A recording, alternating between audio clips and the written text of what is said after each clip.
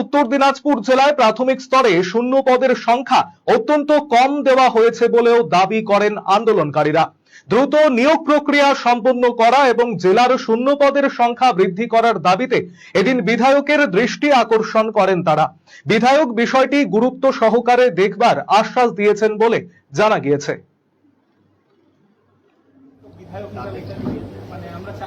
আমাদের আজকে দাবি আমরা বিশেষত তুলে ধরেছি যে গত সরকারের আমল থেকে আটকে থাকা 2022 সাল থেকে আটকে থাকা যে 2022 স্টেটের যে নিয়োগ তা খুব স্লো গতিতে চলছে এবং তার নিয়োগ কোনো রকমভাবে গত সরকার কমপ্লিট করেনি।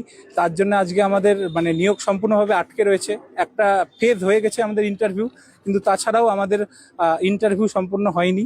এবং এছাড়াও আমাদের যেটা জেলার মূল দাবি ছিল, যেটা আমরা তুলে ধরেছিলাম যে আমাদের জেলায় খুব কম পরিমাণ প্রাথমিক শিক্ষকের ভ্যাকেন্সি দেওয়া হয়েছে, সেই ভ্যাকেন্সিটা যেন আমাদের বিধায়ক মহাশয় উত্তর দিনাজপুর জেলার হয়ে